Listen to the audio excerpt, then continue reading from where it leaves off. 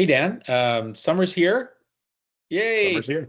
I know you're going to Yeah. get a little bit of a break as well next month, and so maybe just away from politics for this week and talk So about things to do in Vancouver, which I know you've been writing about, researching for this weekend to do a kind of how to spend a quintessential summer in Vancouver. As someone who grew up in Vancouver, what were the things you liked to do when you were growing up here? yeah, I mean, a lot of the things that I liked to do growing up are are are the things I'm doing now. And in a lot of cases, taking my kids to. So one of the for me, like one of the activities I always think about, my dad and my mom would always take me to the track at Hastings Park as a kid. It's a fun family kind of activity. It's free admission, all ages there, and it's an interesting mix of people. It's a beautiful setting. You don't have to place a single bet if you don't want to, but if you want to gamble, you can place bets as low as like $1. You can. I take my kids and they can pick the horse that they think looks like it's going to win the next race, and you place a dollar bet on that horse, and it's the best. And this particular time, there is a lot of uncertainty about the future of Hastings Park, and there's talk about maybe it's parts of the parcel or parts of that property might be developed, build a soccer stadium or something else. What's going to be in the future, so we don't know. But I mean, this summer, there's racing at Hastings Park on Friday nights, on Saturday afternoons, and some other days, and Sunday afternoons. And yeah, so the park always makes me think about my dad's family and his uncles and stuff. I mean, it goes back a long time. I mean, there's been horse racing at Hastings Park for like 130 years or something, and there's not a lot of things in Vancouver that have a history of 130 years. Even the Vancouver Sun hasn't been around quite that No, long, almost, but that's great. No, we have not. What was your biggest win? Do you remember your biggest win there? I never bet very much, but I Yeah. do remember my daughter Francesca had like a streak where she picked like three winners in a row. Just when you watch the horses trot around beforehand, and she would just pick by the color, like, oh, I want pink, red and white checker, and Frankie picked like three winners in a row. It was remarkable. And some of them were long shots, and so that was fun. That's amazing. Okay, so when you're not at the track, where else would you hang out? So again, well, just recently was Father's Day, and my family took me to go see a nooner at the Nat. An afternoon ball game at Nat Bailey Stadium.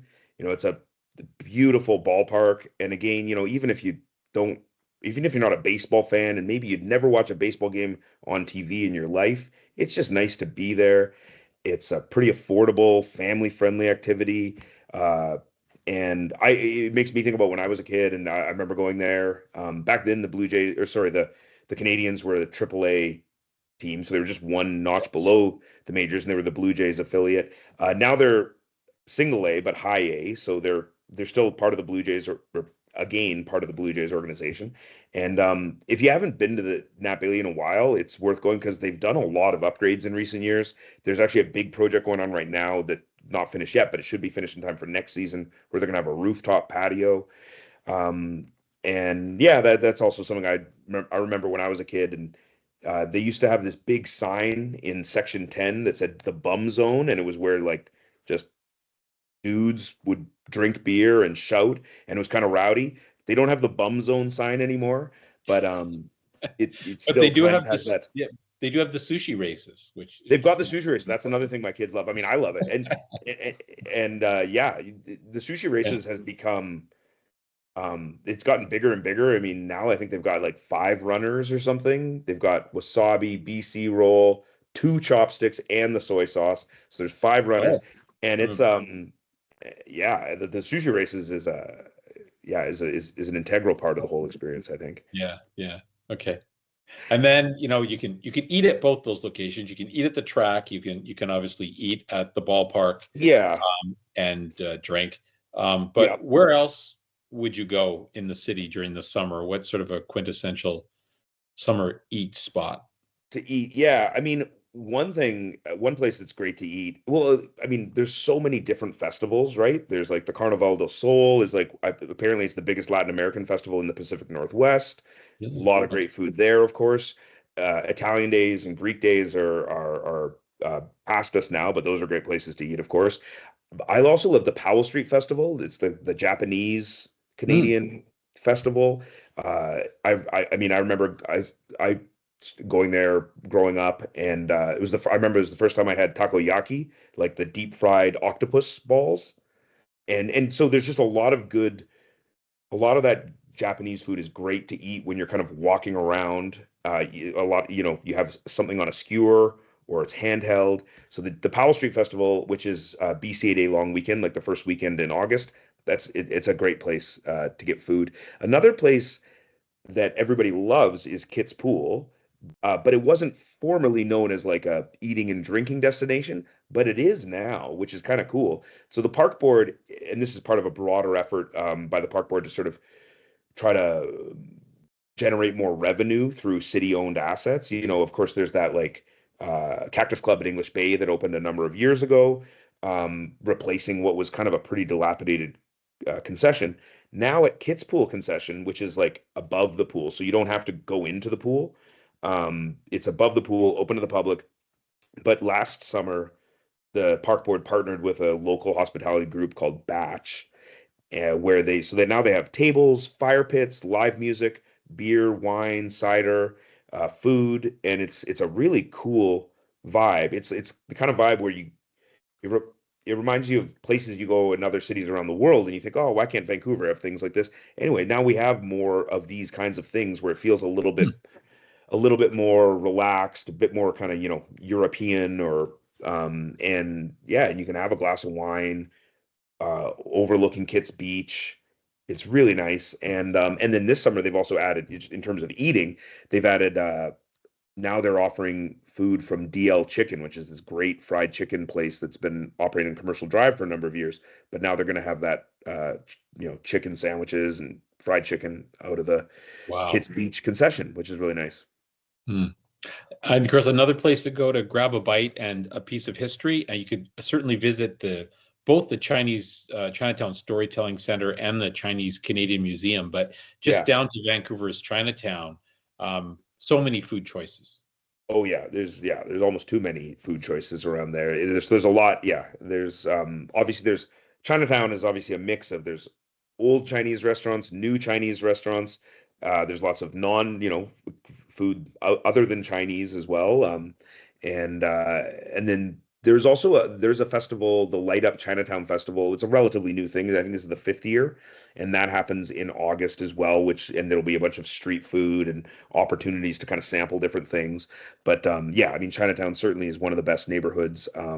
You can both dine there, but you can also shop there and take stuff home. You can get dim sum for the freezer, produce, fish.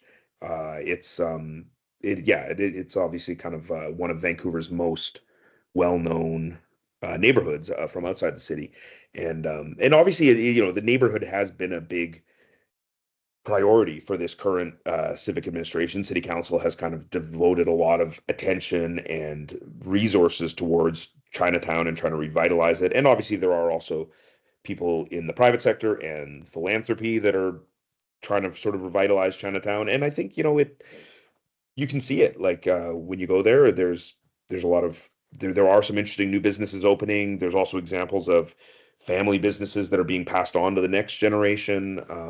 So it's a neighborhood that Vancouverites care a lot about. I mean, it's also somewhere that I always remember going when I was younger, and it's one of the most kind of distinct neighborhoods. When you go there, you know where you are. It's Right. yeah. Now, one thing about summer in Vancouver, it's so beautiful that the rest of the world, the rest of the country comes here, and especially this year with Canadians staying close to home. I know there's some data that suggests Vancouver, British Columbia are the most popular choice for other Canadians this summer, ahead of any other spot in the country. So, Okay. what do you do? What's your advice for people to try to things you can do to avoid the crowds, but still visit places like Granville Island and Stanley Park and Chinatown and all these places that you might want to still revisit? Yeah, I mean, I think those three examples, Granville Island, Chinatown, and Stanley Park, to me are kind of interesting because they're three of the most popular destinations for tourists, but locals, or at least most locals, or the ones I know, also love those places, Stanley Park, Chinatown, and Granville Island. Whereas, I mean, I remember I lived in Toronto for a couple of years. Nobody who lives in Toronto goes to the CN Tower. It's a strictly a tourist thing. Or I don't know if New Yorkers go to the Empire State Building very often. So Vancouver, some of our best known tourist attractions are actually beloved by locals. I mean, one exception maybe is the Gastown steam clock. I don't know if a lot of locals care about the Right. Gastown steam clock. It's kind of just in the Yeah. way, and it's not even that historic. It's only a couple decades anyway. But forget the steam clock. Um, yeah, I mean, if you do want to get away from the crowds, then yeah, those are not the places to go. Stanley Park, Granville, definitely not Granville Island in the summer. But Right. being part of the crowd is part of the fun of living Sure. in a city, and so you do want to be around the crowds sometimes, and that's great. I mean, that being said, Stanley Park is so big that there are some parts in and around it that are pretty quiet, even at the busiest times of summer. At the risk of like letting a secret out there, there's a little beach called Bikini Beach on the edge of Stanley Park, which kind of just like between English Bay and where the park begins. And it's just a really nice, quiet place. It's mostly like West End locals kind of hang out there. It's a really nice place to take a dip, and the water's like surprisingly warm. It's really nice, and you can kind of beat the crowd. And I mean, if you want to get away from the crowds, generally, I mean, I think one thing is to go south. Uh, like uh, most of the tourist attractions, most of the tourists are in the downtown peninsula or say Kitsilano or Commercial Drive, kind of north of 16th. There's a whole city south of 16th that Right. doesn't get as much attention in the media, doesn't get as many tourists, but there's lots to see and lots to do. One of the things I included in my list this weekend is Everett Crowley Park, which is a big park. I think it's like 100 acres Hmm. in southeast Vancouver near Champlain Heights. And again, at the risk of, I don't want to spoil this hidden gem for locals who maybe like it being nice and quiet, but it is pretty quiet. Usually it's just there's tons and tons of dogs. If you don't like dogs, it's maybe not the place to go. But if you like dogs, and I mean, I think most people like dogs, it's a great park with just these networks. It used to be a landfill. It was a dump. And then the city covered it up, dedicated it as a park back in the 1980s. And it's a great park that I think a lot of people who have maybe lived their whole lives in Vancouver have never been to Everett Crowley Park. And it's huge. It's got Hmm. these trails. And yeah, when you're there, you're still in the city of Vancouver, but it doesn't really feel like you're in a city. I mean, even Queenie Park is right in the middle of the city on Little Mountain there.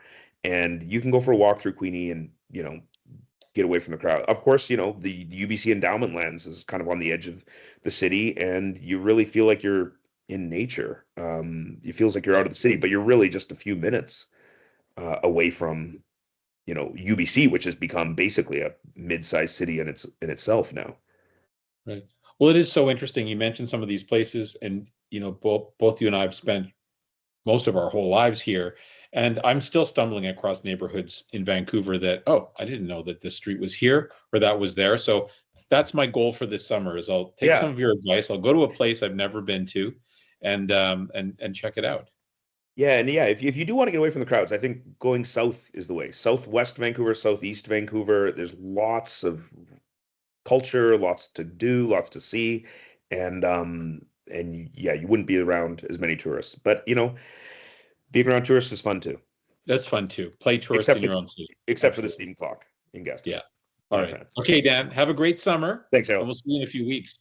Yep. See Bye. you. Have a good summer.